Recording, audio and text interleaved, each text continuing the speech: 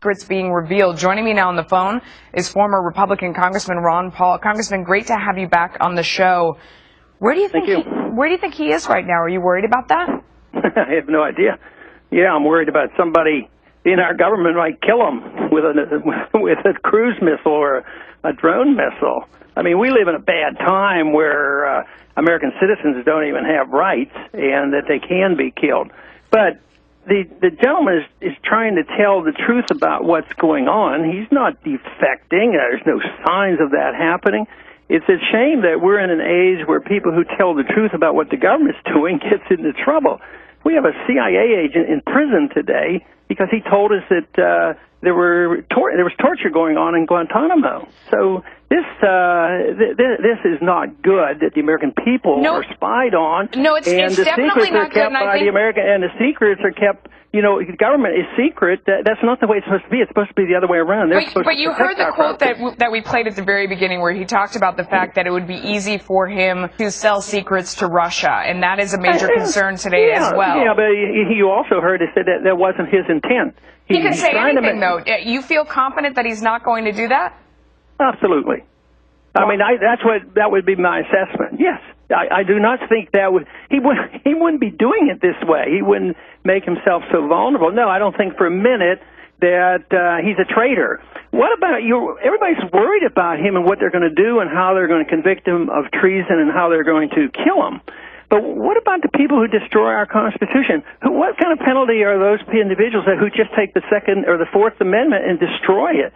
What do we think about people who assassinate American citizens without trials and assume that that's the law of the land? That's where our problem is. Our problem isn't with people who trying to tell us the truth about what's happening. I mean, Daniel Ellsberg did it. Daniel Ellsberg. Hang on. You're asking how people feel about this. According to the Washington Post poll, 56% of Americans find the NSA program acceptable. And one of the greatest fears, Snowden said in that same interview, was that he was going to go through all this and the American public wasn't going to care about the fact that the government was spying on them. There's some pretty good statistics out there. The American people are sick and tired of this overreach. And yes, the propaganda is out there that if you're not for NSA spying on people, then you're un-American, you're unpatriotic, and you hate America. That's all the propaganda. But what if you're a strict constitutional and civil libertarian? You'd have a different opinion. What about obeying the Constitution? What's so horrible about that? Do you think the majority of Americans are disturbed by what they found out, and do you think that they will react and do something about it?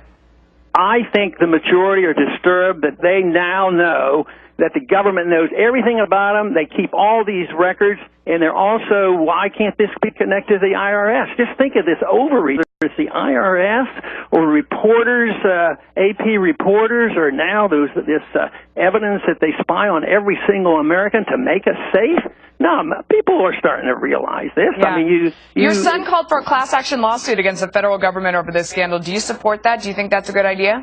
I think anything like that to call attention to it.